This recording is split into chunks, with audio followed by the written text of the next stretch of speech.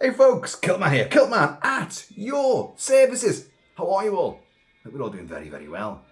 Now, as promised, after the unboxing yesterday, or the previous video, of Hammer's 1971 prehistoric epic, Creatures the World Forgot, well, I've watched it for the first time in many, many years.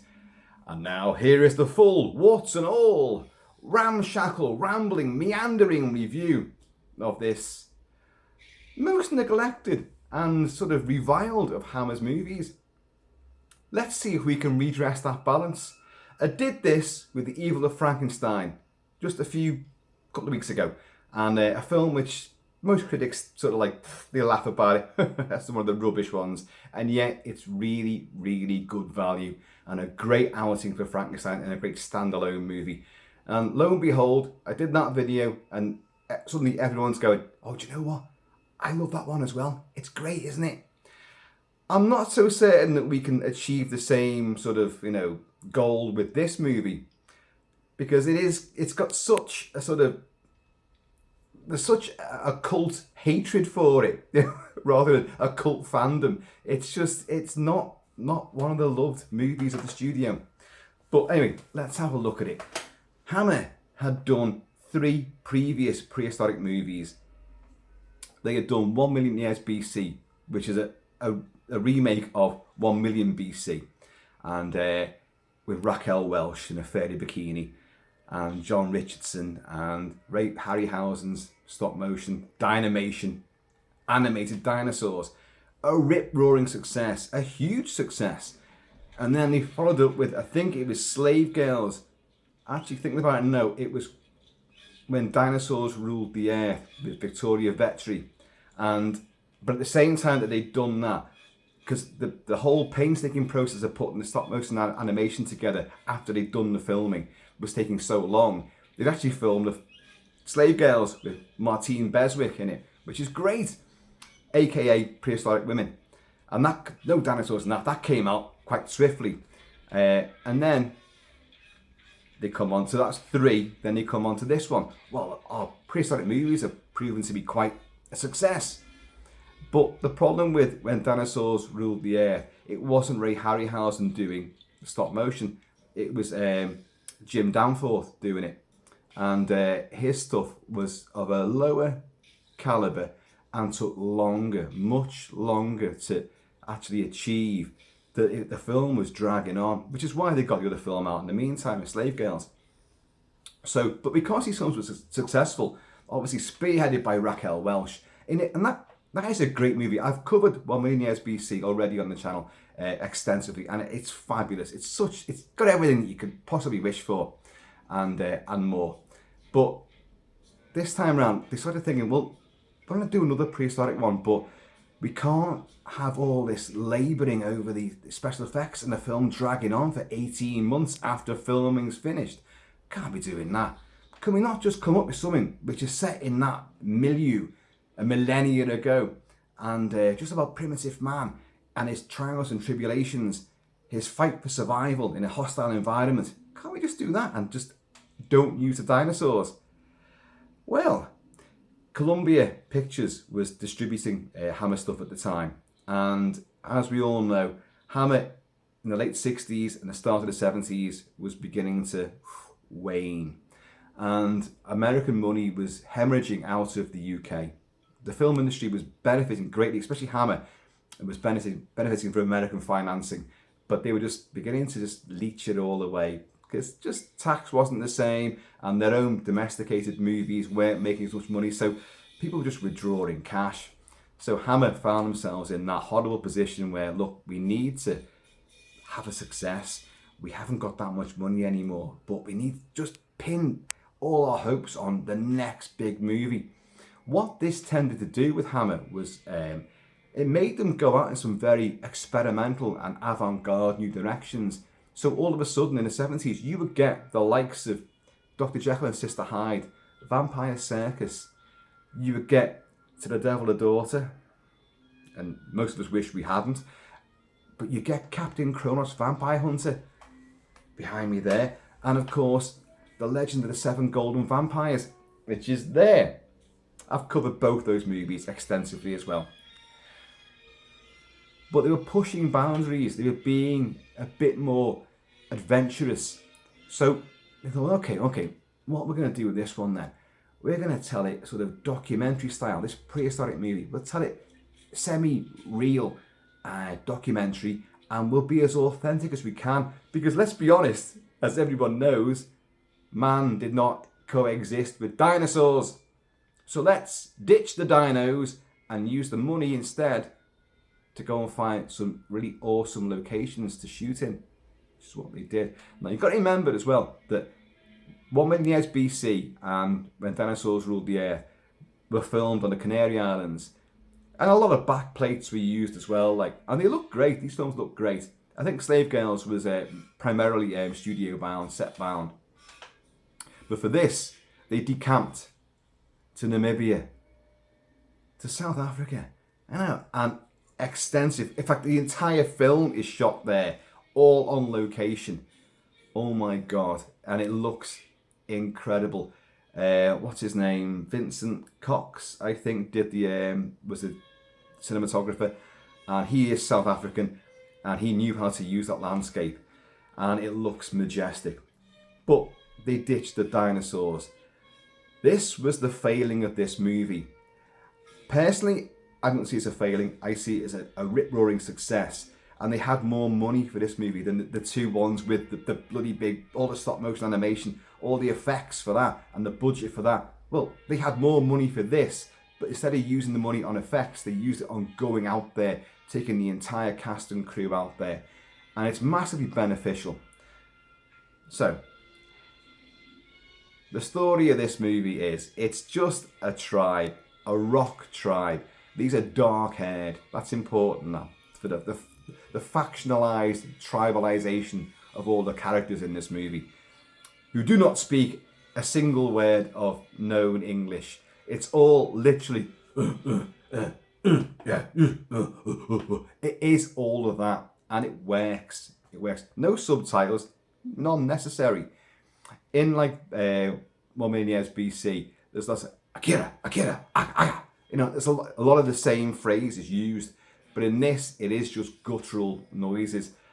That said, I defy you watching this not to realise that they're saying, come, hurry. They're saying that, of course they are. But that's how those terminology probably actually happened. Come, hurry. It's kind of makes sense from an etymological language-inal. That sounds really rude. A language sort of studying perspective. That's how these words would have come about. I know language evolved from loads of different sources, but come, hurry. It kind of makes sense. And this tribe, in a departure from the usual sort of run-of-the-mill prehistoric films where your heroes, the people you've got to know, suddenly after all their trials and tribulations, that pesky volcano which has been sitting there dormant and you've been living alongside it, at the end of the movie, boom, up she blows, up Pompeii and all that. And suddenly you've got molten lava everywhere, or rather, raspberry and strawberry jam oozing down a paper mache mountain. And so they've got to bug out at the end of the movie. This film starts off like that, in a really audacious new move. Not only have you ditched the dinos, you're having no known language whatsoever, and no known stars either. No Raquel Welch from Fantastic Voyage she'd done previously. No Ursula Andress from She, of course. These are people who have great lived-in faces and great qualities to them, but they're not known commodities. They're not proper actors that we've ever seen before. In a lot of cases, you wouldn't see much of them afterwards either.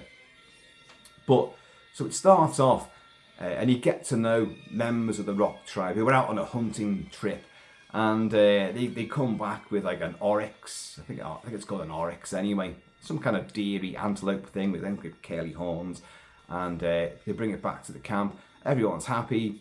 There's a bit of scran to go round, and that fucking volcano erupts. We'll fool them for living in the foothills of a volcanic bloody mountain.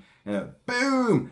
But what they do, and this is a bit of cheapskate stuff here, and it does kind of stand out a mile. If you into these movies, you'll spot it. They use all the footage from the end of 1 million years BC when that volcano erupts. So you've got a lot of cavemen who don't look quite the same as the ones that are in this movie, running around with backplate superimposition, falling into great chasms in the air, get smashed to bits by rocks, intercut with shots of our new mob who are hiding on a different slope a bit further away from all the real carnage, but still got rocks flying over and all this. And you kind of know, oh, they've just used old footage. And that is a bit of a, you go, oh, yeah, why did you do that? But then again, they did. And to be honest, it's not that bad a deal. It really isn't. So our tribe then, because the leader of this tribe dies during that vicious volcanic eruption, and most of the tribe get killed. You've got half the tribe left, sort of thing, and there's a power struggle which happens almost immediately. So you got two rivals to be the chief of the tribe, have to battle it out, and one guy wins, of course, and then that guy is well, here's the other thing as well, folks. If you look at any script or screenplay or plot synopsis of this movie from any critic as well, and if you look at the cast rundown, they've all got names. In the film, they haven't got names. They don't have names. They're just grunts and growls, and there's no names at all. But Mac, played by Brian O'Shaughnessy, he becomes the new leader, and he's like the elder then, and so he will take the tribe, and he'll go across country, and it'll become, this entire film is an odyssey. It's a quest going across the Namib Desert in Namibia. This is where that budget went. Now, at this point, I think it's probably relevant to say who's actually in charge of this. We all know that Sir James Carreras was the head honcho of Hammer throughout its most halcyon days. It's really valiant, forward-pushing, gothic horror days. And but he'd seen the writing on the wall, and he and his son, Michael Carreras, had a bit of a fractious relationship. They didn't see eye to eye on the trajectory of Hammer films at all. Michael had the more outrageous and experimental ideas. He wanted to go and push into different directions, like westerns and sci-fi. That's what he wanted to do. But Sir James was like, no, well, I know what has been our lifeblood so far, and it's Dracula and Frankenstein. But the market suddenly wasn't in the mood for that. American independents had come out, and Italian knockoffs had broke new ground as well. So all of a sudden, their gothic sort of flavour wasn't really, floating the boats of the cinema goers. So Sir James realised that, and then a bit of a sly trick, he sold the company. He sold his company to his son, knowing that it was on its last legs. What?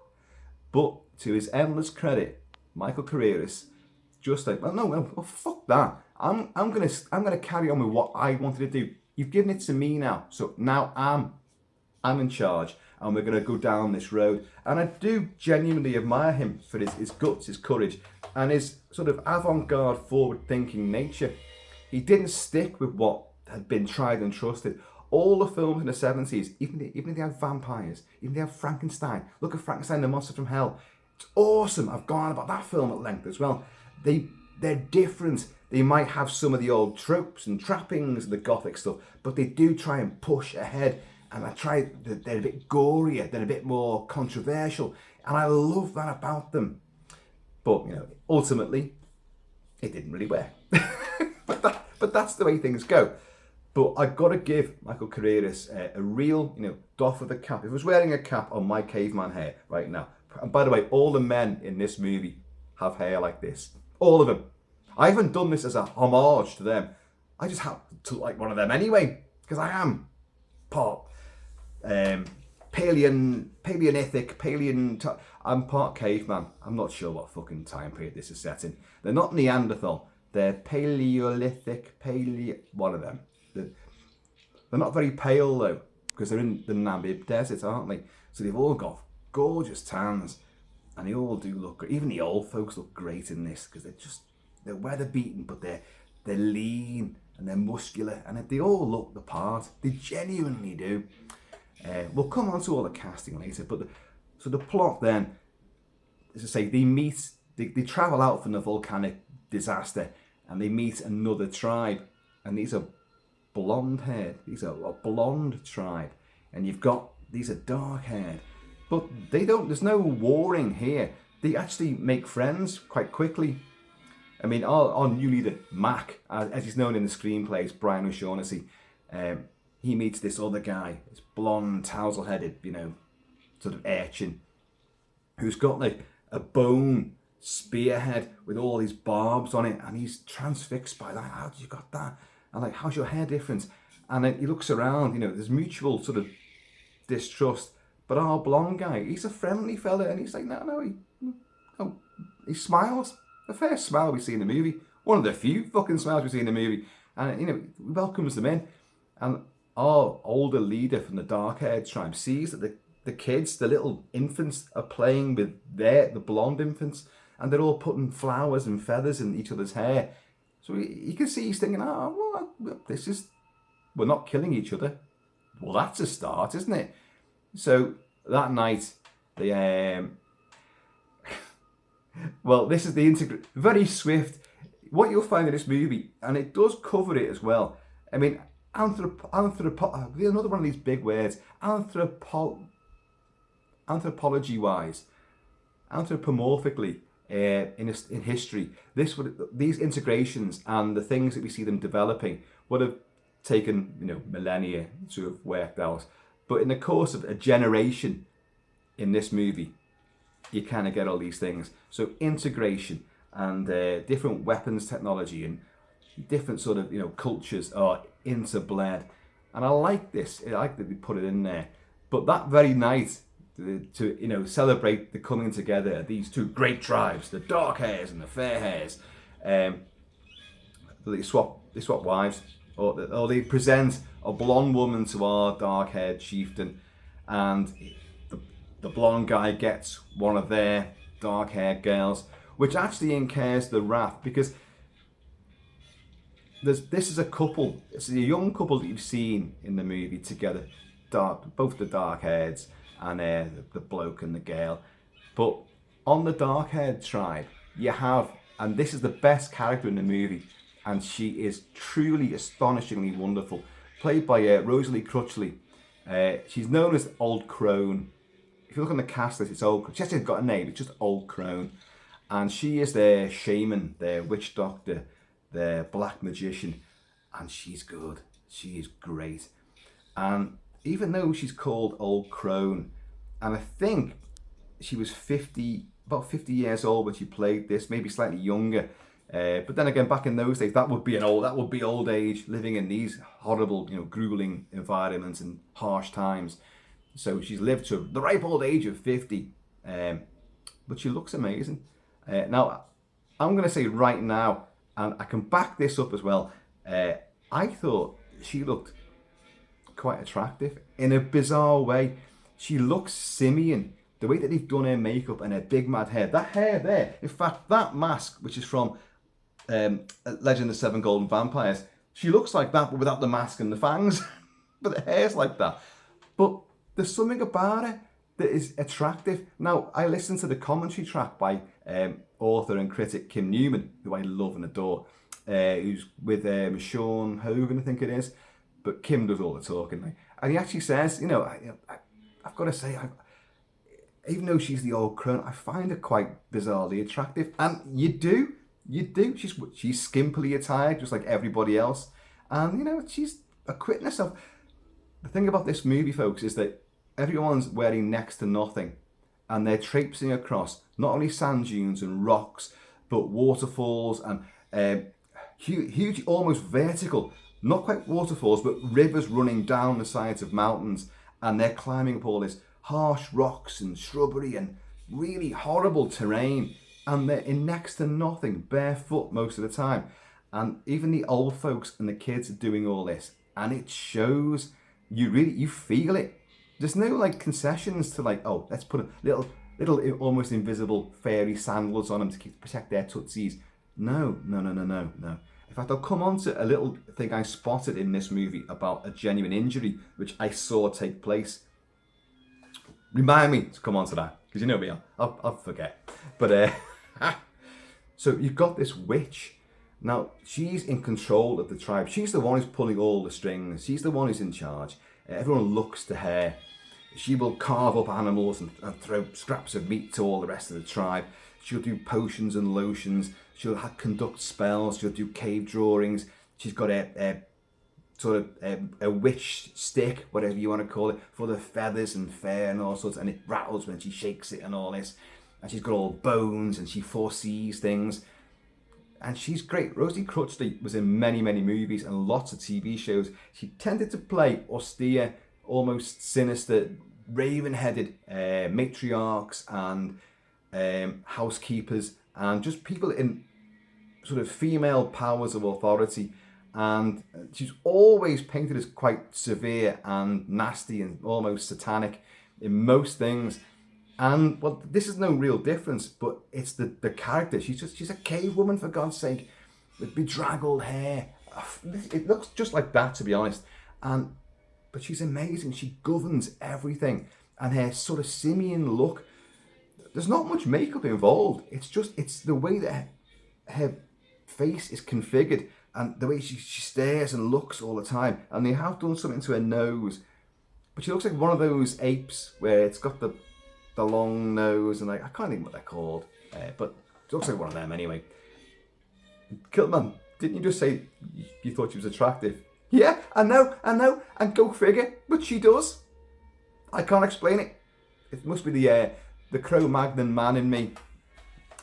Anyway, she has seen this couple on the Dark Tribe, she was like, no, well, they've given one of these women to you.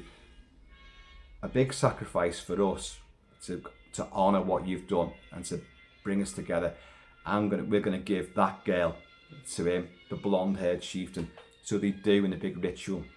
But our boy, our fella, ain't happy about that.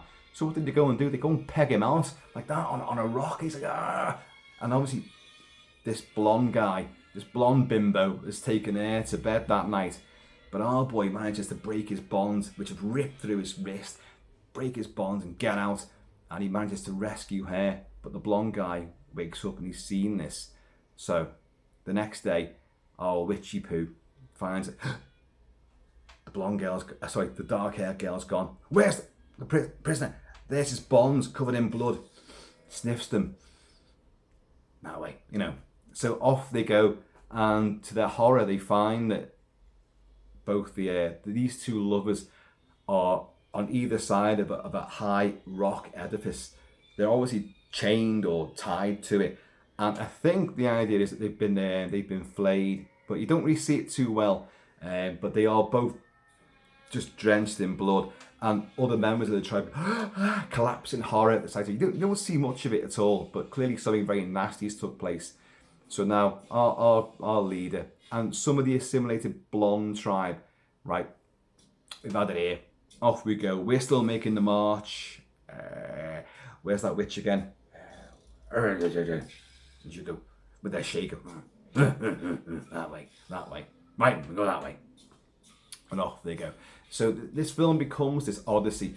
Then you're going to find that in a few years time, not long afterwards actually, after the night of shagging that took place there, that our leader and his new wife, which was bestowed upon him from the blonde tribe, she gives birth to two lads, twins. One is dark, one is blonde. And this is the film's main plot begins now. This film's quite clever in the way that it doesn't follow any sort of real conventional structure. The plot begins at the midway point when these two lads are born. The dark-haired one is more rebellious and jealous of the blonde-haired one. And both of them want to impress their dad, And the poor mother dies giving birth to them. But the blonde-haired one, when they're just babies, and you got to look at this as well. The witch delivers the babies, the two lads, and gives the blonde one to, well, well, whichever one's firstborn, I don't even know which one it is now, to Mac, our king, our chieftain, who holds it aloft on this rocky outcrop.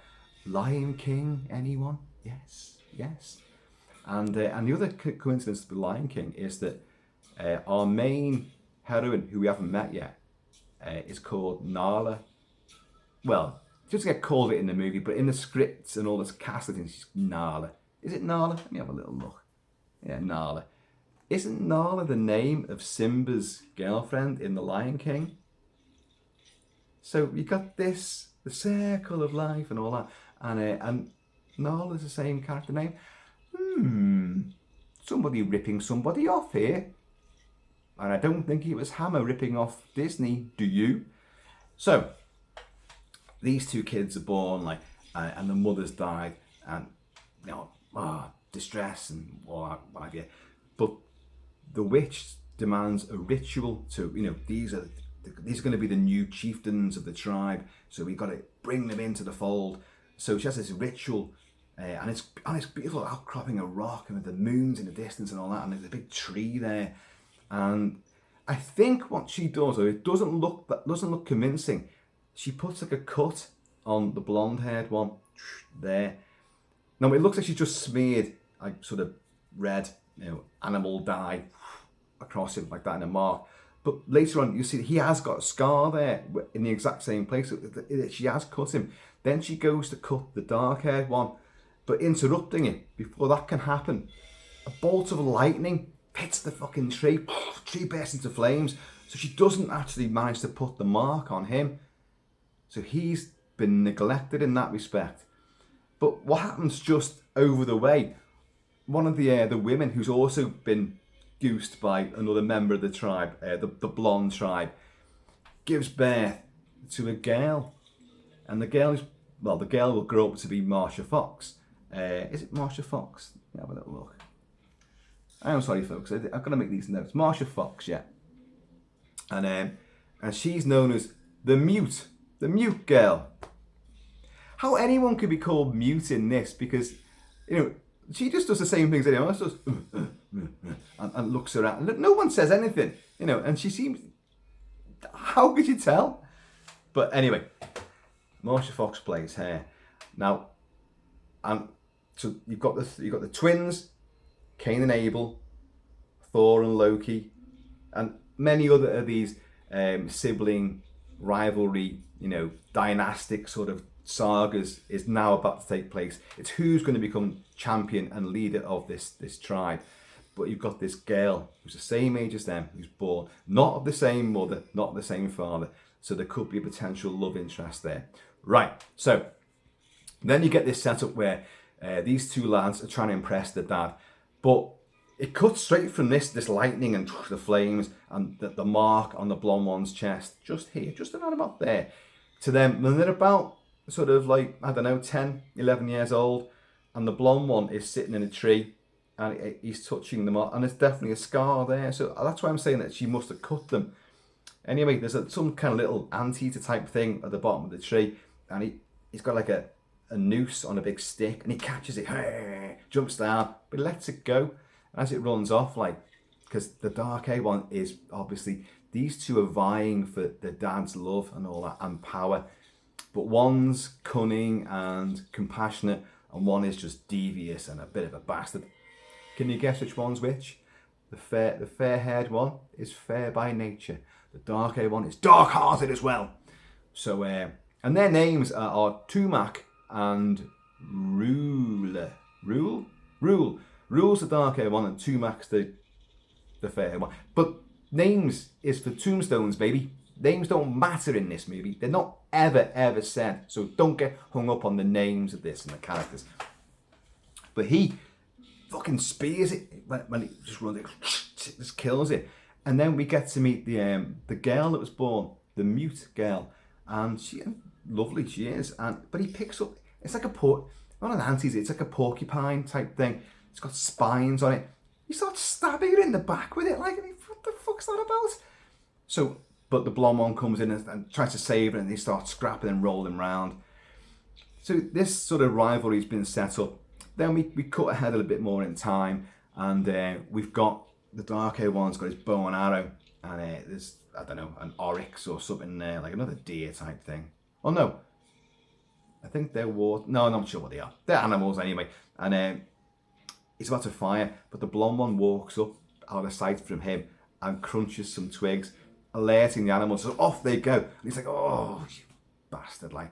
But the dad comes up, like Mark, the big guy, Brian O'Shaughnessy, comes up and he's like, cause he's fuming. And like the little blonde one's sort of walking back, and he just goes, fuck off. It's like, just slaps him, fuck off. And he's like, to the other one, yeah. But later on, we see them again in another hunting sort of scenario. And these are warthogs. And the dark-haired one is with his dad, and they're trying to lure these things in. And dad's going, in other words, wait, let them come closer. And then they obviously distract them, and they run. And the idea, chase them down the side of this canyon wall, and there's all underbrush on one side, and we'll capture them. But he hurls his spear, this is the lad, misses. But these warthogs all go in one direction. And the blonde-haired moppet is on top of a tree with one of his nets. See, he thinks he's made a net, and he drops the net down, jumps down, and he captures one. So his dad's made up. So this rivalry just gets worse and worse. They're playing off of each other.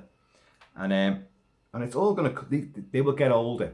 So as the film progresses, suddenly your main stars come into it, right?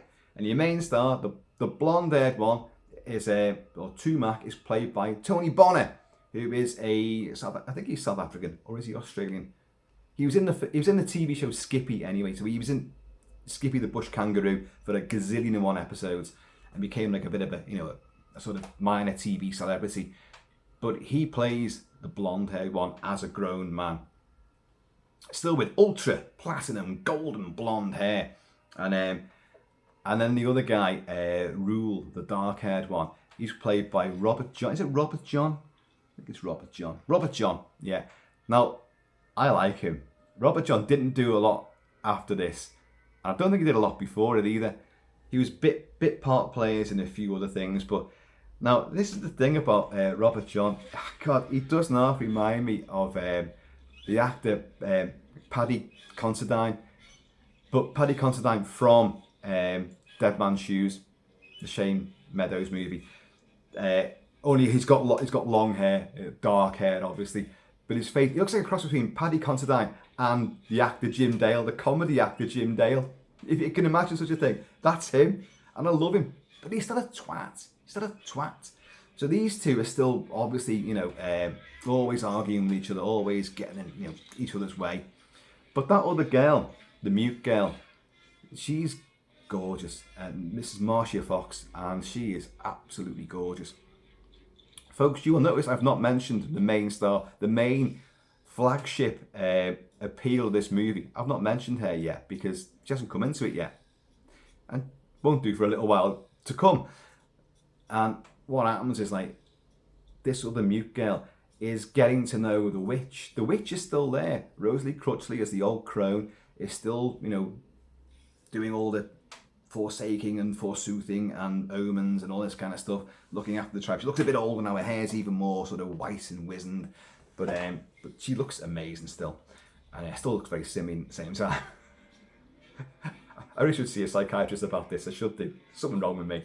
And but she kind of takes this girl under her wing because there's something about her. Both of them, before I'll tell you what happens. These two become in cahoots together. The old crone and the young mute girl.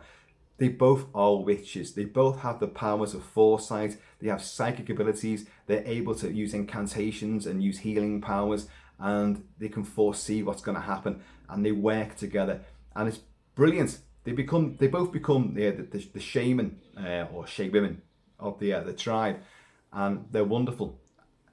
But because our blonde-haired moppet likes this girl and she definitely likes him, the dark-haired one's a bit like, oh. And like some of the other men of the tribe who are more siding with the dark-haired one, like they're all got the hots for this mute girl. So they're all like, and they're quite blatant about this. And like, so our Jim Dale, Paddy Considine lookalike just goes, oh, yeah. So he follows her, tries to rape her, doesn't he? Oh yeah, does all that kind of shit. and but she manages to pick up a rock and fucking clubs him. So she fights back, boom, side of his head, down he goes. And luckily, what happens then is our blonde-haired one, he's sussed on something's going to happen, and he's seen this, and he's like, oh, with his spear, So you think there's going to be a big fight going on between him and the dark-haired one. But what does happen is, as she runs away in fright and fear, and next she meets another tribe, and these are even darker haired and darker skinned. They're just dirty, grubby, more Neanderthal caveman type creatures. These, they are sort of people like, and they get it and they fucking pick it up and they run off with it, and like, but our blonde guy sees this and he's like, ah. So even his rival brother gets up, and like, all of a sudden their tribe goes in pursuit of these guys. They kill a few of them and they chase them into their cave network. They've now gone beyond their own turf into a new sort of land.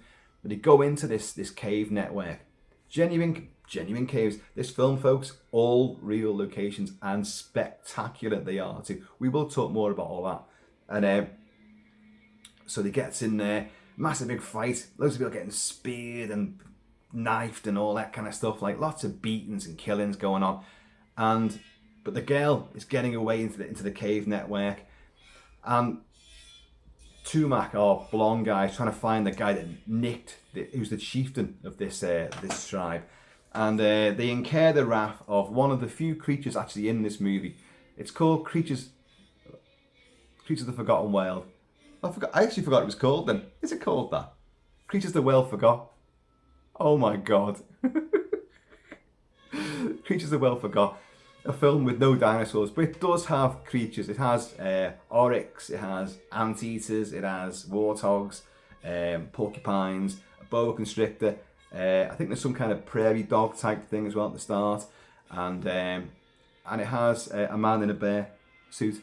Yeah, a big cave bear attacks during this big battle in the cave network.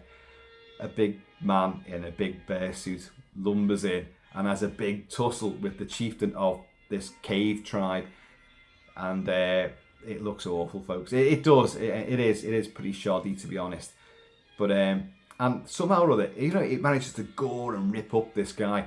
He manages, and it's pure, WWE fucking wrestling shite. Gets behind it, and he manages to break its neck. It's a fucking grizzly bear, primitive grizzly bear. And he manages to get behind it and brutally break its neck and twist its head round.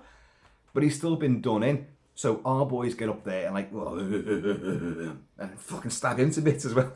So even though he's mortally wounded, they still go and hack him up anyway. In the meantime, our girl, the mute girl, Marcia Fox, has run into another girl. And this other girl is none other than the star of the film. This is now 56 minutes into the movie. And it's only on for 96 minutes anyway.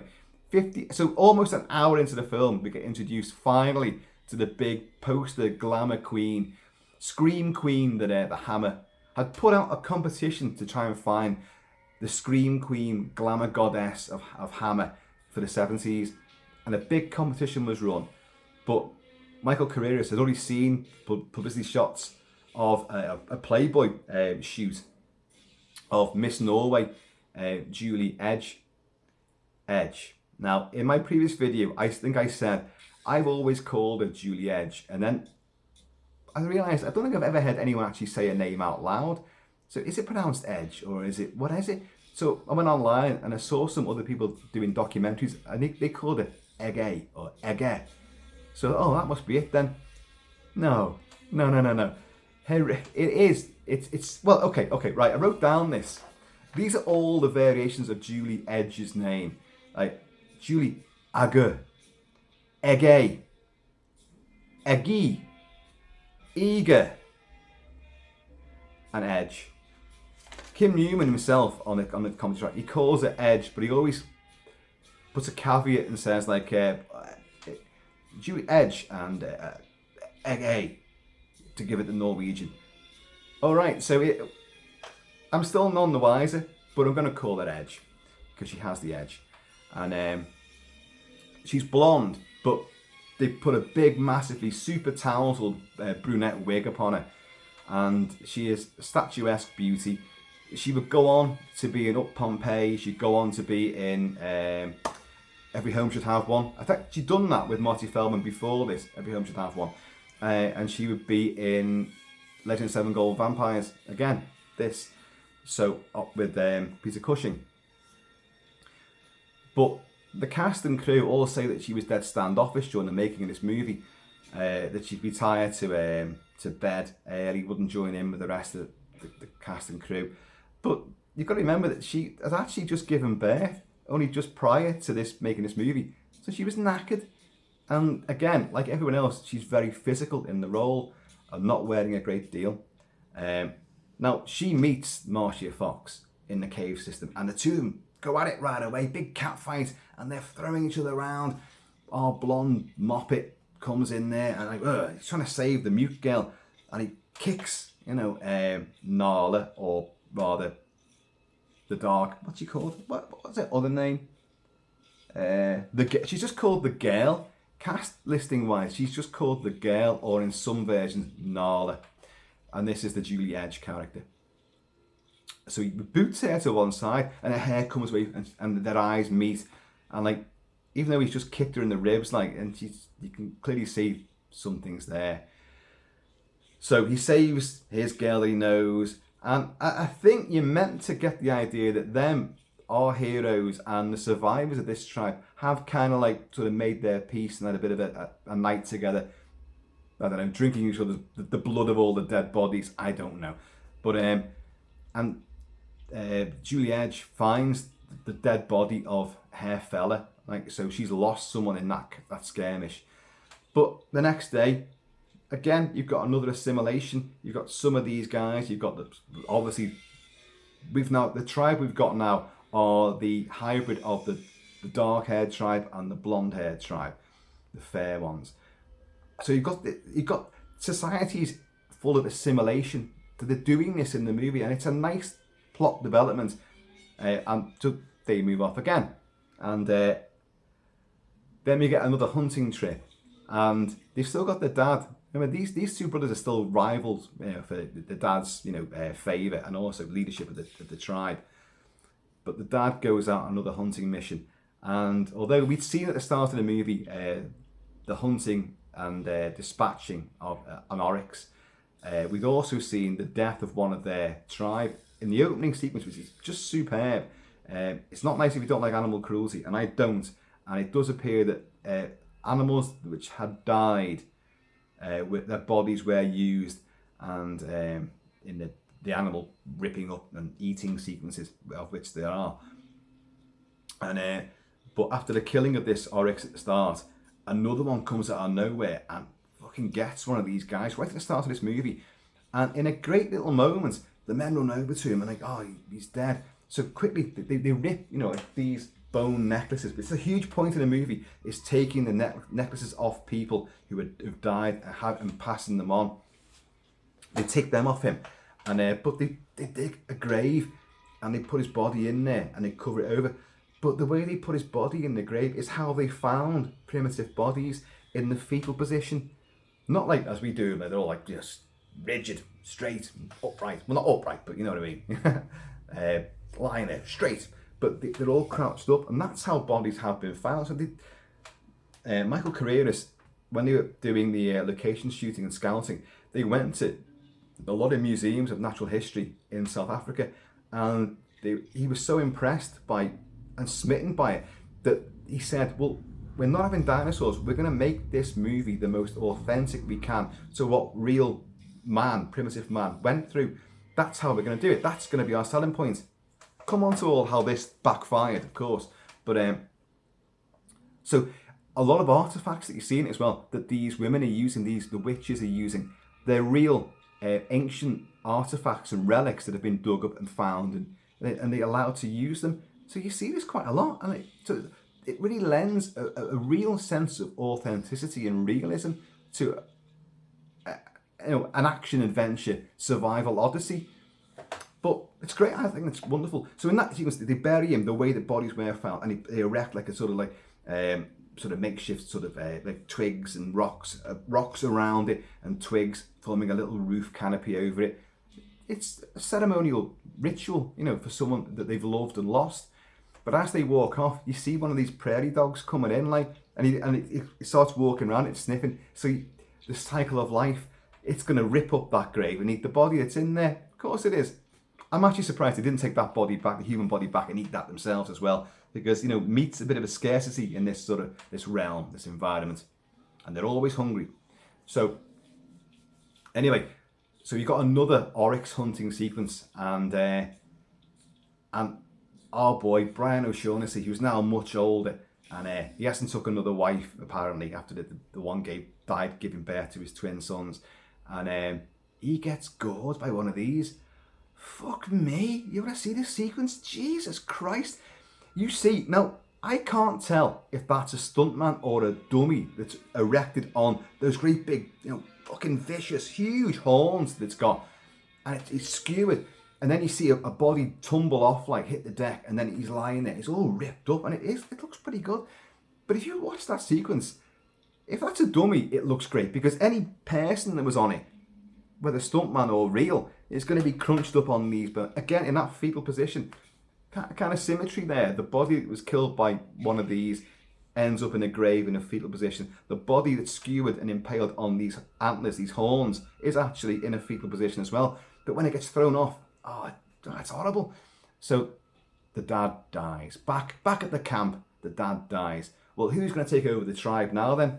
Well, there's only one way of doing this. That's by fighting for it. So the witch obviously puts some makeup on them, some war paint, and they get tied together by like I know rope hadn't been invented back in those days, but you get away with it by, this was like leather twine, skins, and so a bit like Valhalla Rising with Mads Mikkelsen, and sort of also the Northman gets a bit of a, the Northman seems to, the recent movie The Northman seems to draw upon images and influences from this movie as well. So, but I don't know. But they're lashed together, and you've got the one for each, like a cornerman for each opponent. One's got the big bear head on, and one's got like a big bull's head on as well. Like, and everyone's cheering and clashing rocks together and the spears, and these two have got to battle it out. Fantastic fight. Another thing you've got to remember, the camera work in this movie, you've got the gorgeous landscapes, which just put a camera up and it's going to look great anyway, and have people walking past.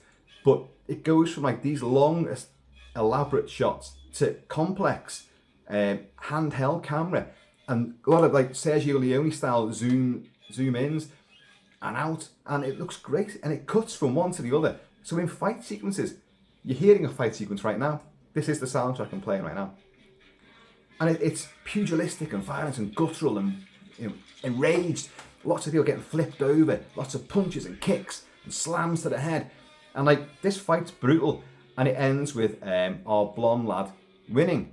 And he's above, you know, he's got his spear.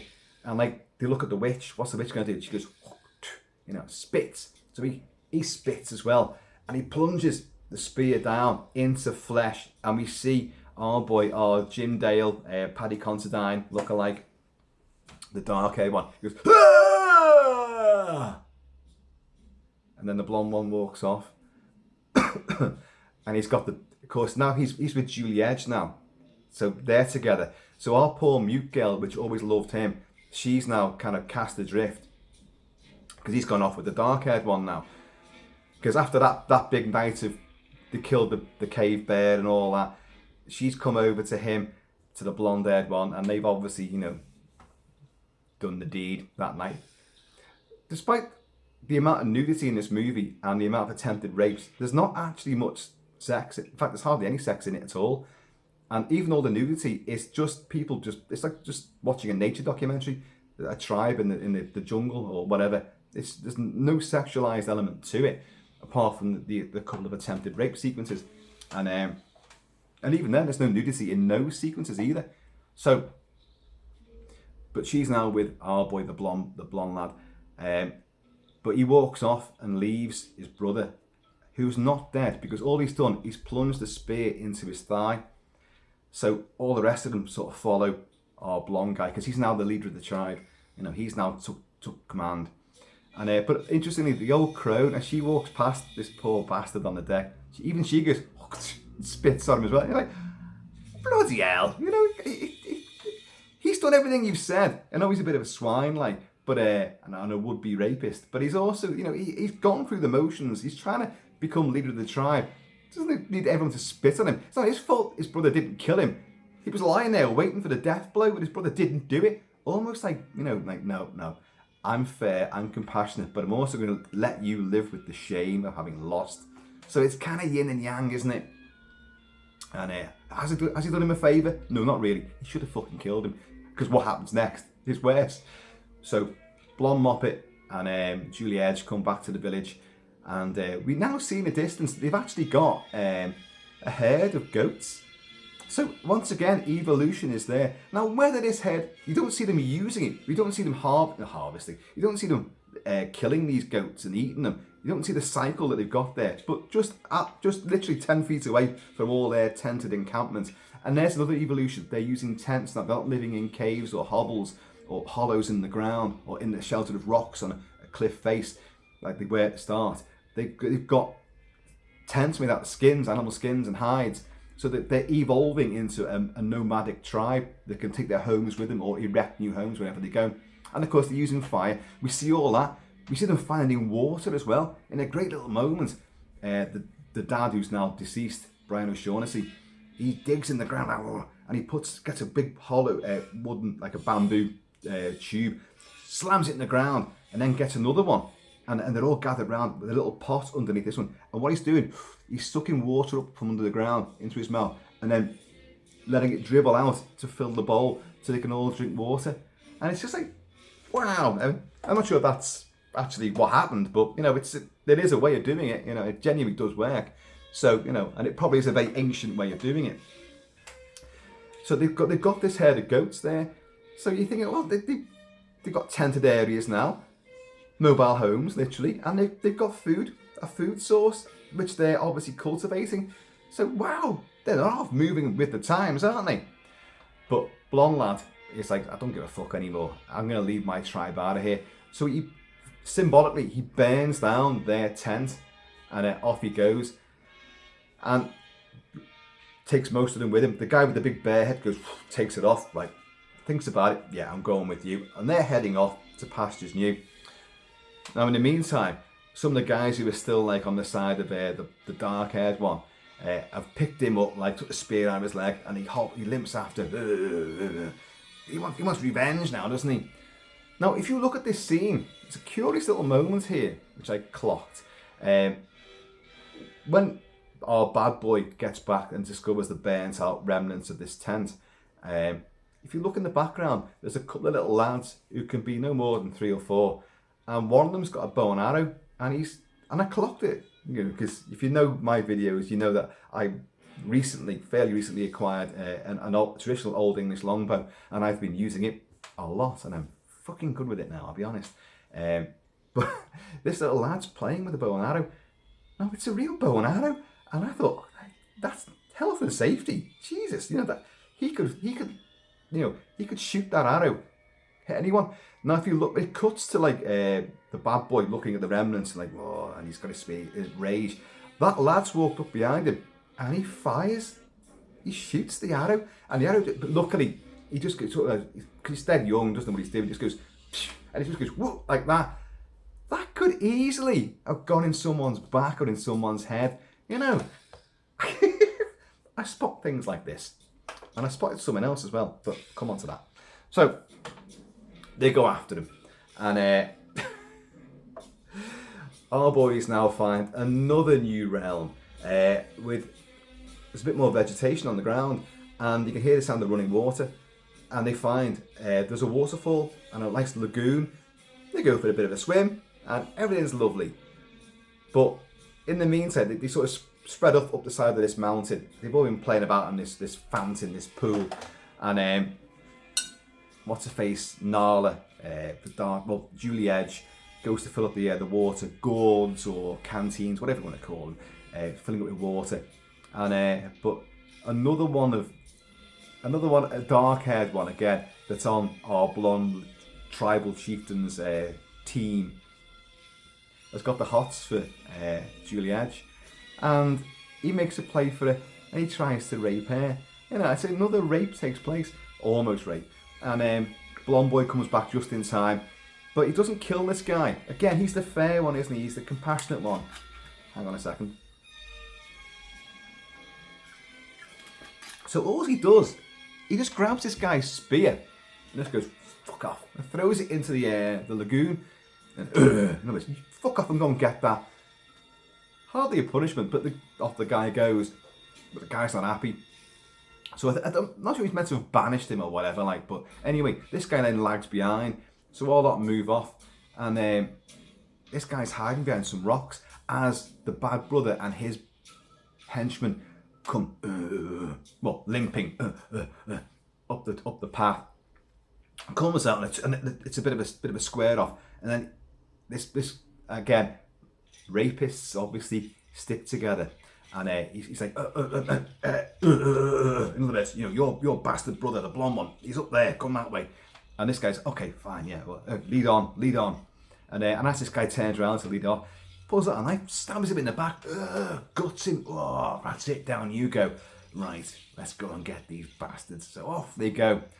But in the meantime, these guys take a bit of a detour and they go into, folks, word to the wise, if ever you find yourselves out in the wilderness and you find a little patch of ground where it clearly is someone's encampment and there's skulls on spikes, back away quickly and then run back the way you came, as quick as you can. Not good to be there. And these guys get caught by... this bizarre, another tribe, and these are like, they've got sort of big stone or clay masks, outsized masks, sort of with spears and that. Like a load of them have been caught in traps and big nets. I mean, dragged up into the trees and all hanging there.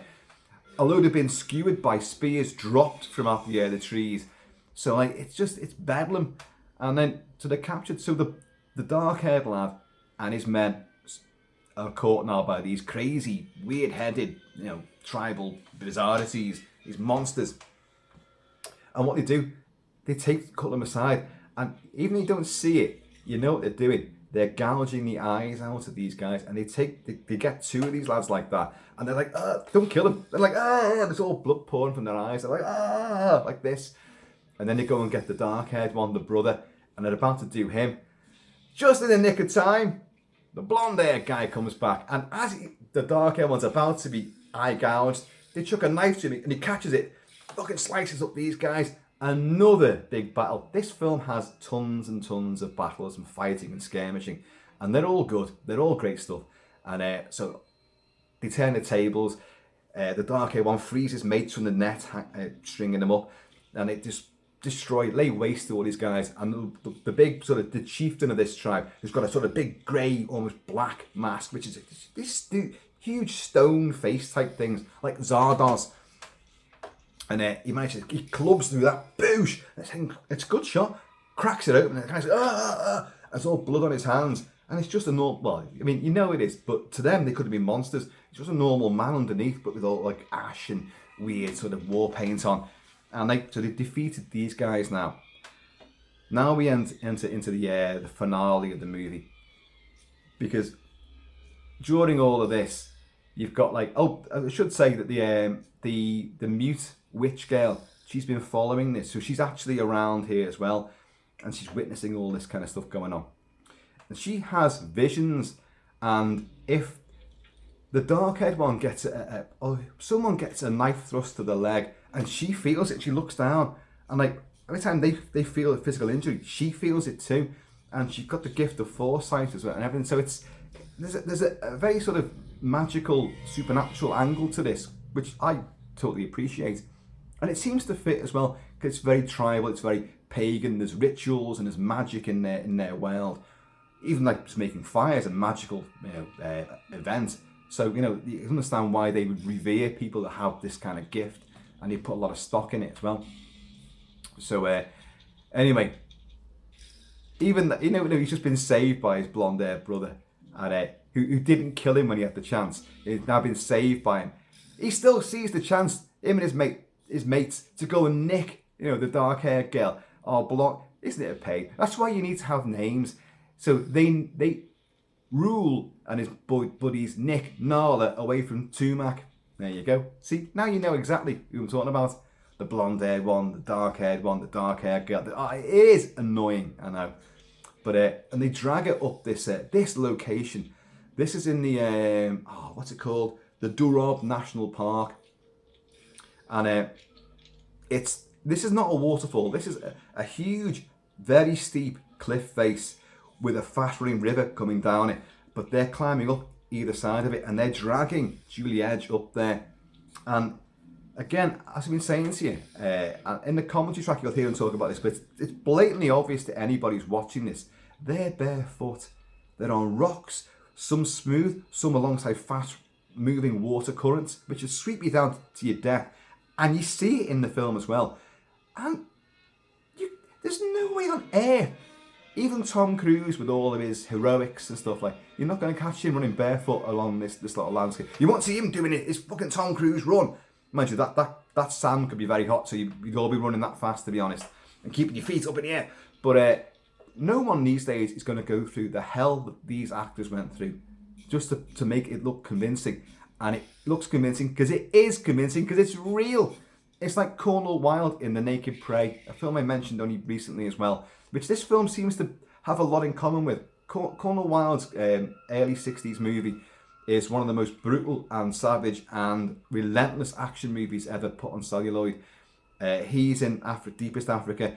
He's a guide, and his two European colonial bastards insult the local tribe. The local tribe turned on them. They horrifically torture and murder these two other guys who showed no respect. But because Cornel Wilde, who also directed the movie, showed some respect, they give him a chance. They strip him naked and send him off into the jungle, but they're going to hunt him down. But they're giving him a chance, and he will fight back and use nature and the environment to make weapons and fight back against them. It's a wonderful film, but it is grueling. Even though it's vintage movie now, it's shocking as well. It's very shocking, but it's great. But this film has elements of that quite clearly. So you're going up this mountain, and again, Cornel Wilde's running barefoot through the jungle for real, and these people are doing it for real in the worst possible, underfoot sort of terrain. And so up they go and dragging air, and our boy is like fucking legging and after that guy. It's a bit like the finale of Last of the Mohicans as well, where you've got Hawkeye and his Mohican buddies going up the promontory, up the high mountain to go and take out West Studi and Magua.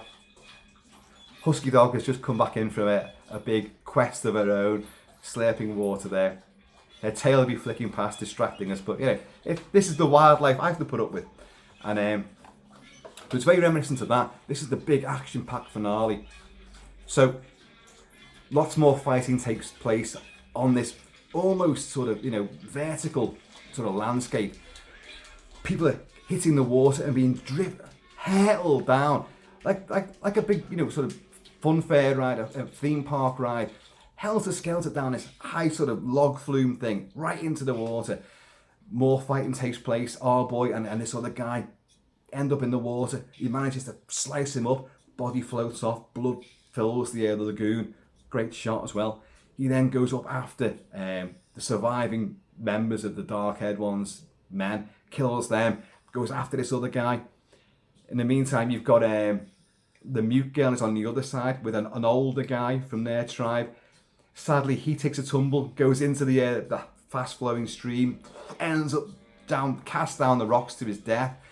Great action set piece, this. But I mentioned before about the realism.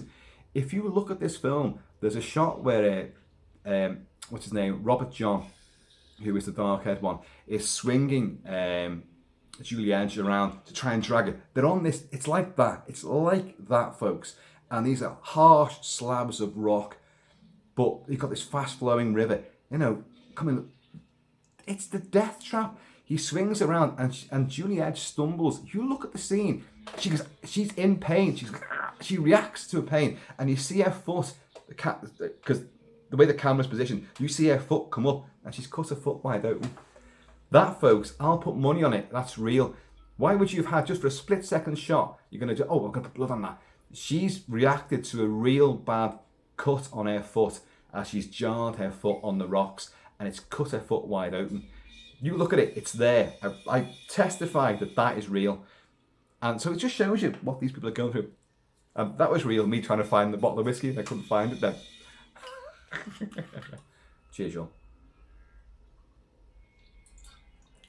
Anyway, so what happens is the Dark-Haired One gets to the summit of the mountain, and he has time to do a sacrificial sort of altar, and he puts Julie Ege on this.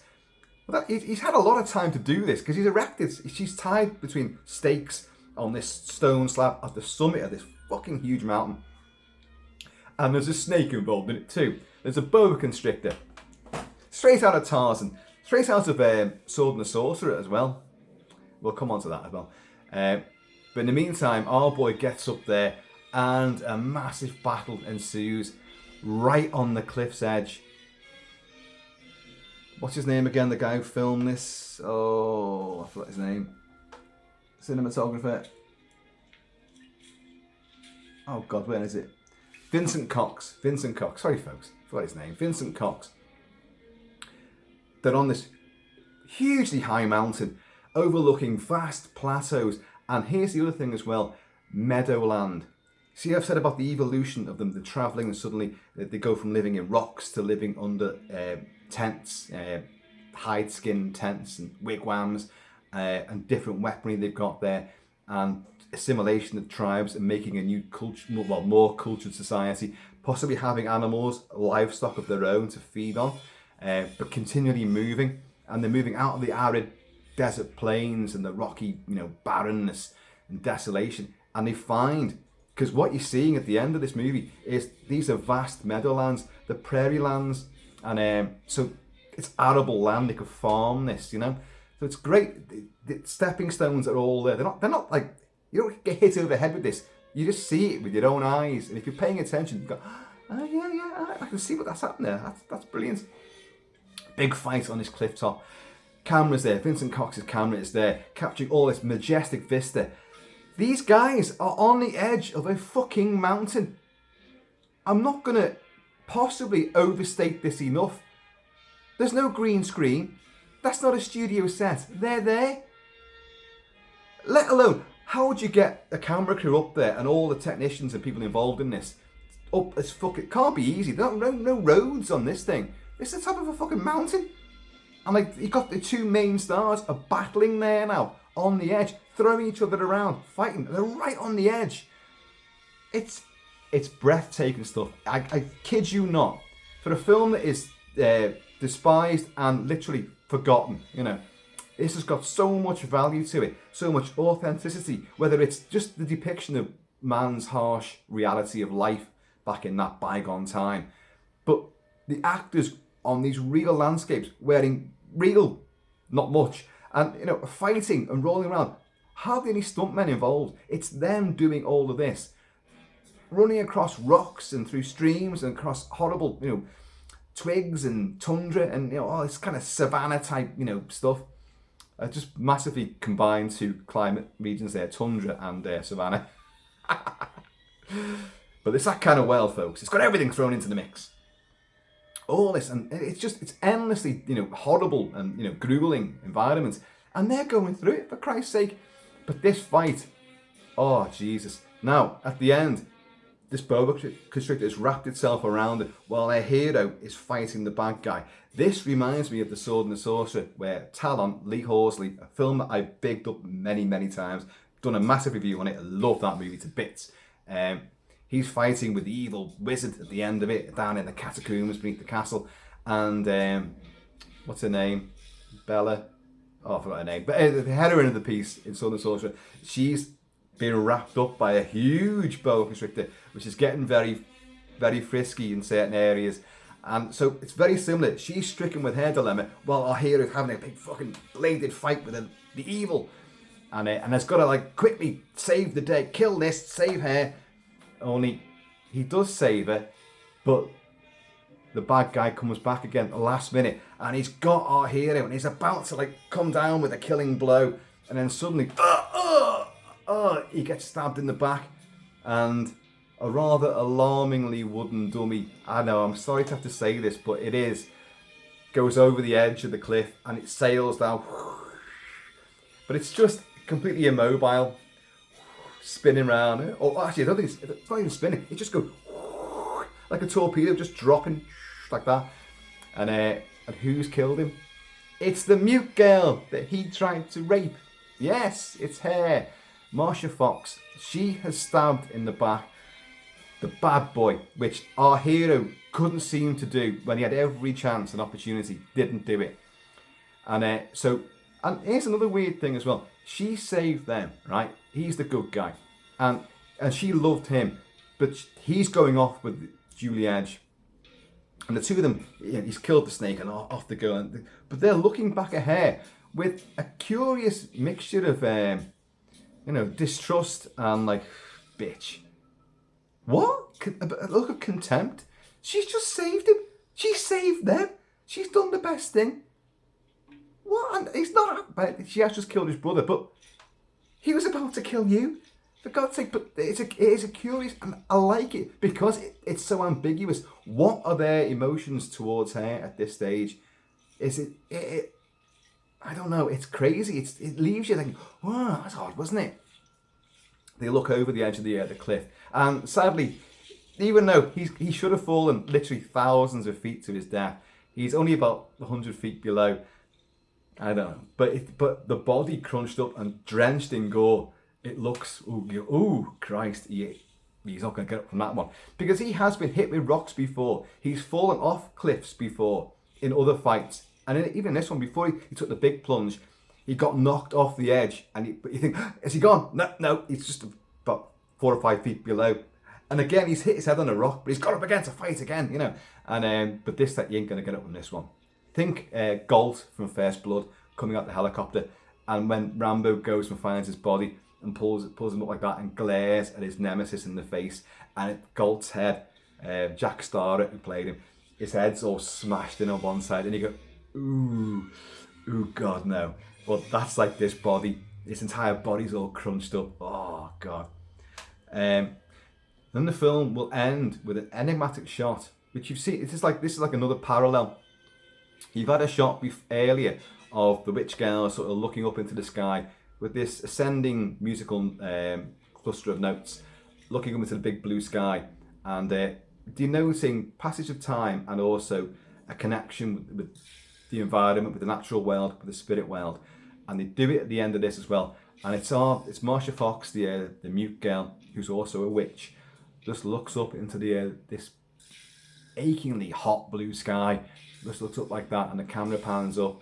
And then in the sunlight, you will see it cuts back to the witch, the old crone, Rosalie Crutchley, and it looks like a freeze frame, but suddenly she'll go like that, and like come back, and then it ends, and that's it. That's the film. That is Creatures the Well Forgot, from Hammer, 1971, produced and partially written by Michael Carreras, directed by Don Chaffee.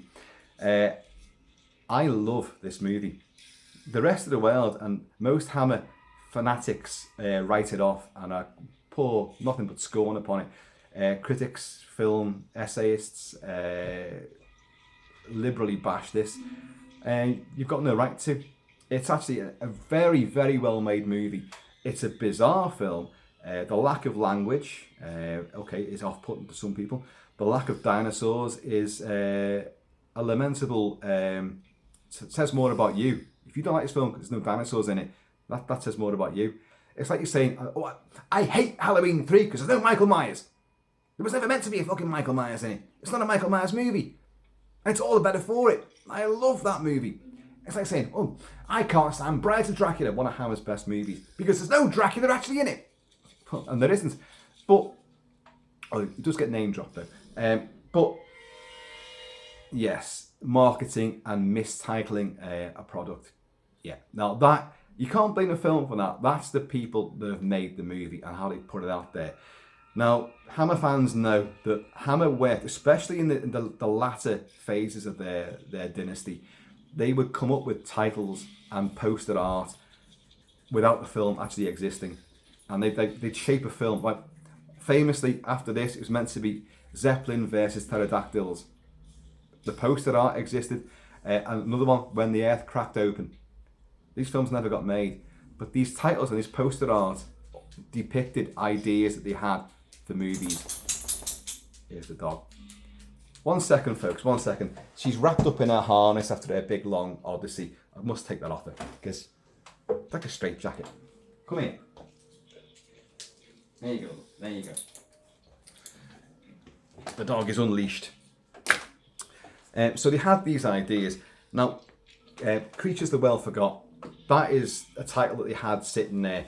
Well, there's no creatures in the film. The creatures are the people. That's what it is.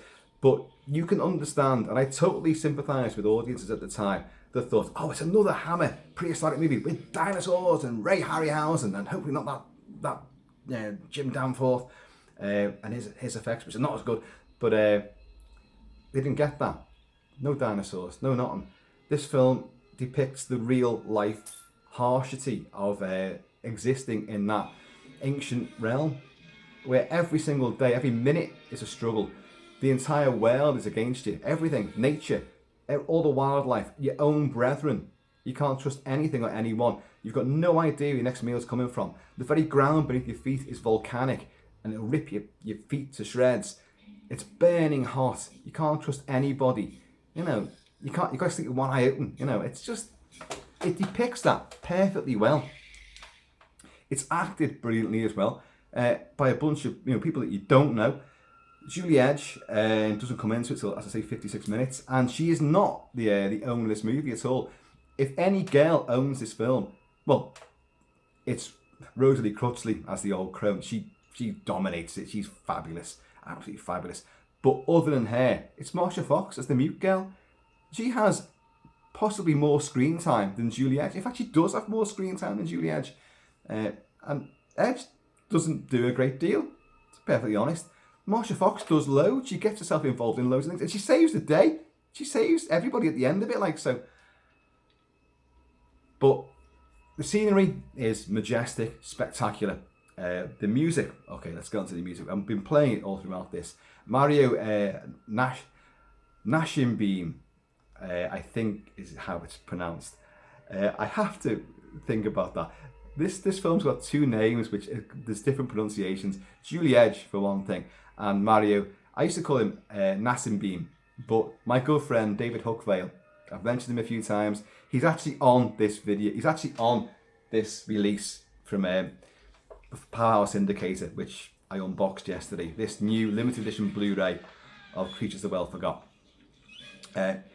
He is a professor of music. He's a lecturer, he's an author, he's an expert on Hammer movies, and particularly James Bernard, who was the normal go-to composer for Hammer's gothic horrors. But Mario Nashimbeam, that's how I've got this pronunciation, because David Hookvale is on this Blu-ray. Like a lot of the Hammer Blu-rays, he's got a little 25-minute sequence, a little documentary charting how the music evolved for this particular movie, and I love him to bits. He's me and him talk a lot and have a great laugh. He's a wonderful guy, and he knows his stuff inside out. And apologies, Dave, I'm about to mangle what you said on your little documentary piece, because I'm playing Mario Nashimbeam's score here. He scored 1 million years BC, and that's wonderful. He also scored When Dinosaurs Ruled the Earth. And that's a different piece of music again. This one is different again. This one, perhaps because there's no genuine monsters in it, and it's going for a more earthy, realistic, authentic tone, it's far more ancient and archaic in its sound. Now, he has this thing called a raspathon, so, which is actually a whip and a rattle combined. You're hearing it all the time throughout this, rattling and whoosh, and there you go, there it was. And you're hearing lots of there's string clusters and note clusters, and You've got lots of percussion, but very weird percussion, very sort of ethnic, tribal. There's big bass drum rolls there you can hear. And lots of like weird, just percussive, like metallic stuff. And what a sound like someone's just crashing rocks together. And the main theme, which recurs obviously during the opening titles and the end titles, and then throughout in sort of more morose or more colourful variations. It's in 4-note intervals as opposed to thirds. Have I got that right? He's watching this going like, you idiot. Why do you even bother talking about a Kilt-Man? You haven't got a clue what you're talking about. And I haven't. But I watched your documentary and I thought, that's fascinating that. Because what David does, even though this is it's orchestral and all this weird percussive element to it, David will sit there and he'll play on the piano. He'll try. Now, Dave, you've got to admit that when you're playing some of this stuff on the piano, it sounds vastly different. I know you're doing exactly what he's doing in the orchestral score, but it doesn't sound like this, does it? So he does lots of piano stuff, and then it'll cut to the film, and he's just played you what they're playing in the movie, and you go, that doesn't sound nothing like it. Play it again. He's actually nailed it completely, because he's doing it on the piano. But I love movie music, as you guys know, so I'm always fascinated by how it's been put together and the ideas behind it. And this is a wonderful score. It is, like the film itself, it's hypnotic. It transports you.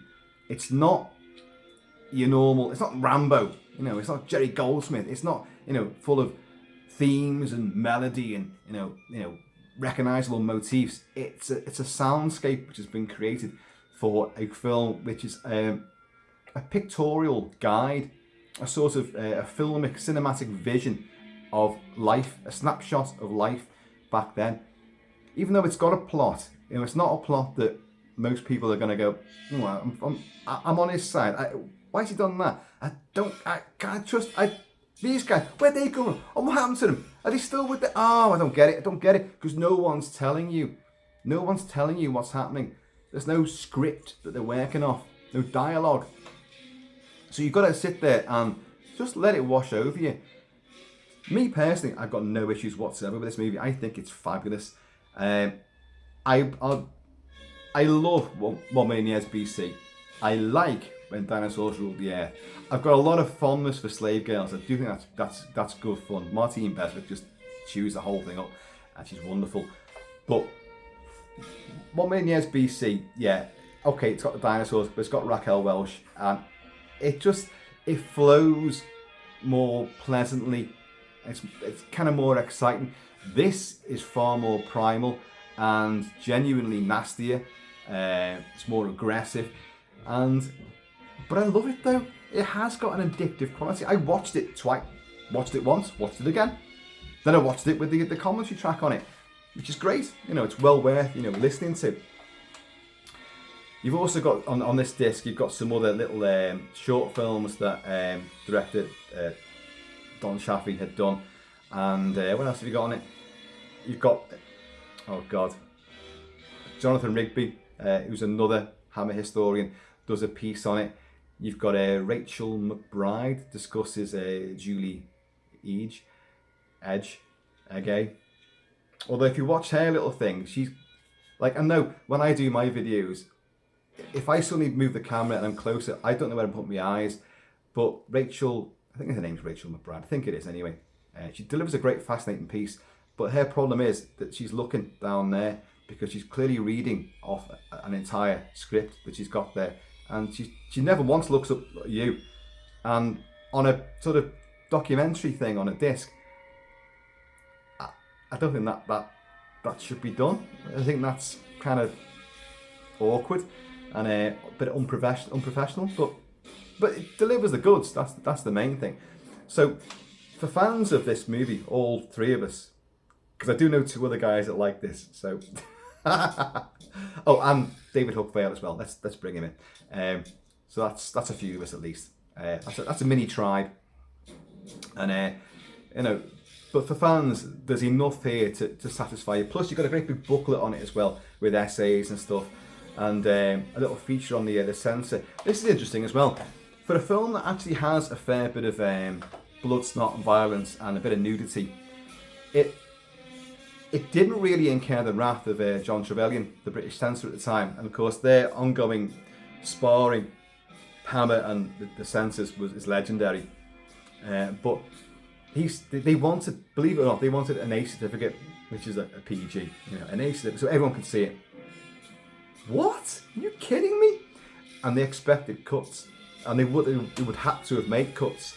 But Columbia, who were distributing it, they said, well, look, you had an A, you had a double A, you had to be 14 to see it. But Columbia said, fuck all that, just don't want no cuts in this movie, so just go for the X. So it got an X certificate, understandably. Given all the other things that have been given X certificates, this had to get one, clearly. But here's the thing, folks. It's still carrying what amounts to an X certificate. It's certificate 18. Now, someone out there is going to correct me on this, but I can think of only one other Hammer movie which still carries a certificate 18, and that is To the Devil a Daughter. Christopher Lee, Richard Widmark, Natasha Kinski, and that's because of full frontal nudity. This film doesn't have, well, unless you count some of the infants in the tribe, there's no full frontal nudity. And even the famous shots of Julie Ege with nipples out, you don't see that in the movie. That's publicity shots. This film is not that sexy. Well, it is sexy, don't get me wrong. It is sexy, but it's you're not getting, the titillation that you got with 1 million years BC. It doesn't exploit that. But it is violent. There's a lot of blood, death and carnage. And some of the scenes in this, particularly the opening scene where I described they hunt down an oryx and they kill that, and then one of their mates gets killed by another oryx which was lurking in the background. Well, when they descend upon this dead oryx and they've speared it, they rip it open and they start munching on its guts. Like, with their shaggy long hair and they're munching on entrails and that. It looks identical to any one of the cannibal movies from sort of the mid-70s to the mid-80s. All the infamous video nasties had scenes like that. And it looks just like it. And you can clearly see things like Ursula Andress was in Prison of the Cannibal God and all that. Ursula Andress, again, from She, and Hammer, and Dr. No, of course. But she made a horrible video nasty as well. And they've got people with like devil masks on, or these sort of tribal weird effigy masks, like this film has. So this film definitely influenced, or at least visually, had an impact on many other, more exploitative genre epics from later years. So there's a lot going for it. This film has great stuff. I don't know if I mentioned before the phallic totem that the mute girl carries around with her, which, and again, it's clearly a phallus. And I like that they're doing that. They're bringing these people don't give two shits. They'd be shagging in front of kids and all sorts. This is the primal life that these people were leading. It could end at any moment. Say, have a bloody good time. I fancy you. Come here. And when they're seeing some of these girls, particularly during one of the earlier sort of rape scenes, attempted rape scenes, you've got like some of them are going, and it's like, you're like, that's kind of unnerving, but that's how they be. That's how they be. We strayed into a pub which had a stripper on. Funny how I've drifted into this, isn't it? And she was one of 3 strippers who were on. Apparently, we didn't stay for long. We were horrified and walked out.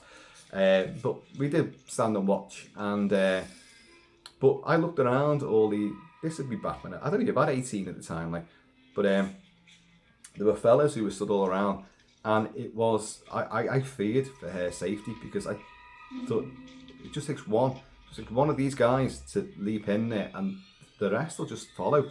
But they were like literally and it was, oh my god, I'm male flesh and blood, but I'm not gonna act like that.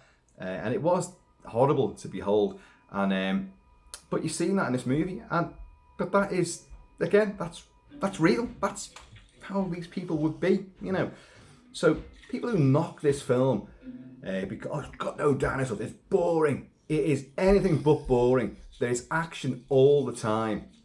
Granted, you don't really have that narrative flow you normally get. You get introduced to the heroes right from the word go. You know who's the bad guy, who's the good guy, and what their job is, where they're going. You know, and these things are going to happen on the way in between. But you know the end game. This film isn't like that at all. You don't even get introduced to your main characters until halfway through. And then even then, the main poster girl, the one who was meant to be selling this movie, doesn't get introduced till almost an hour into it. You're joking. And even then, she's not that big a deal, you know. But I love that about this. The film is unpredictable.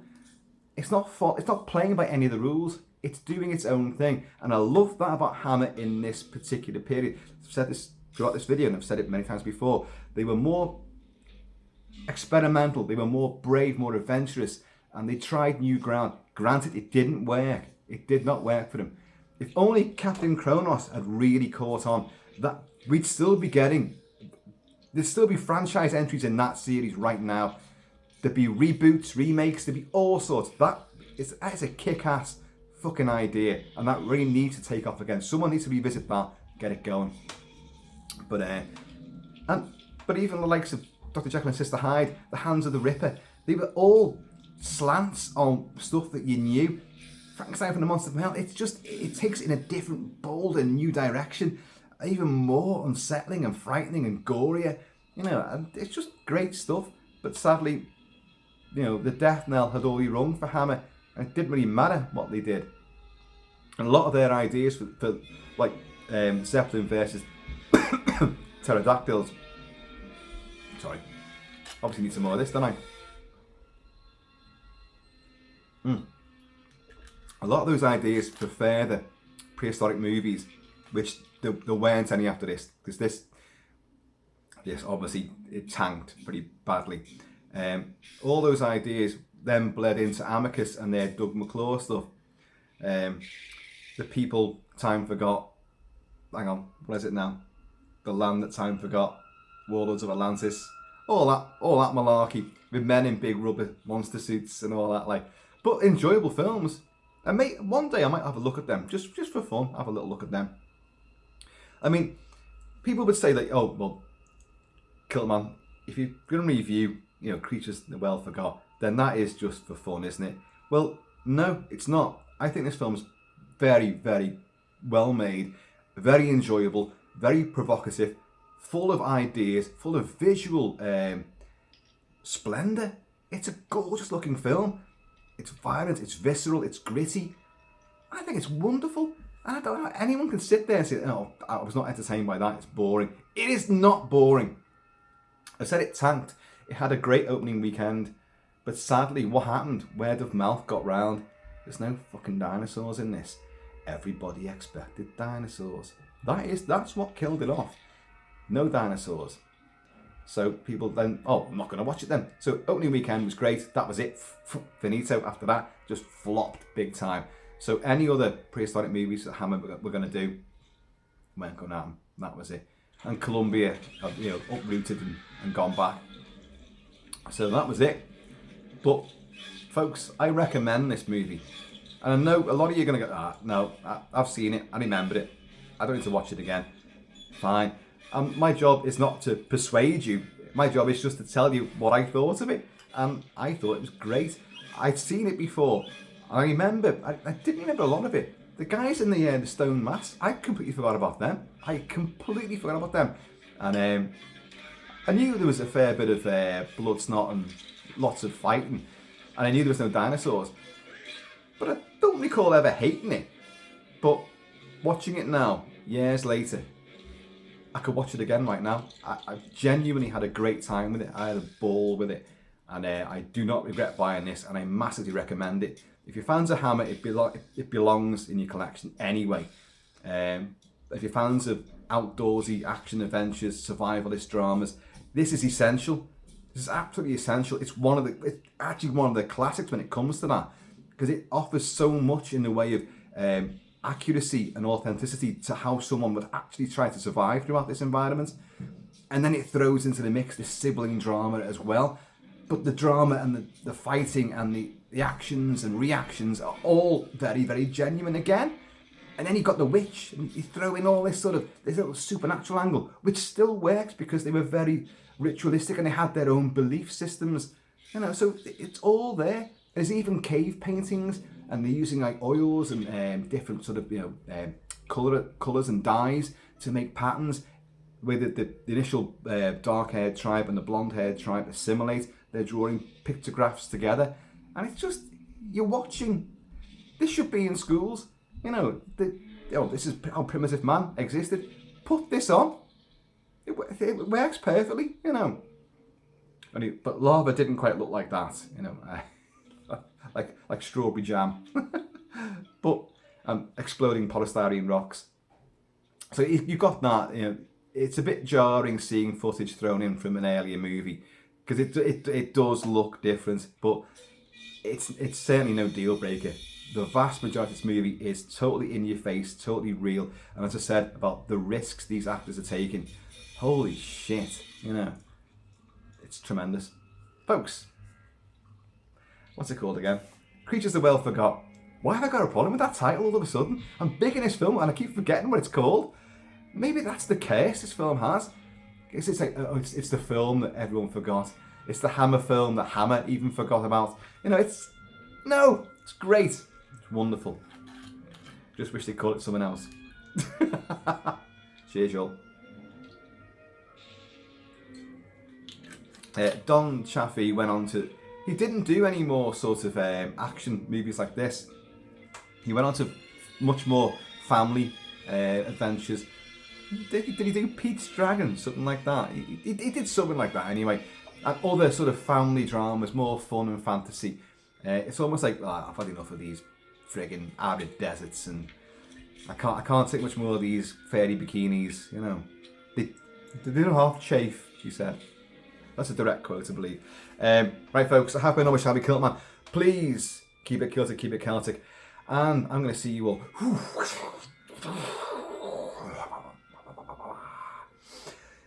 in the Namib Desert near you. Laters!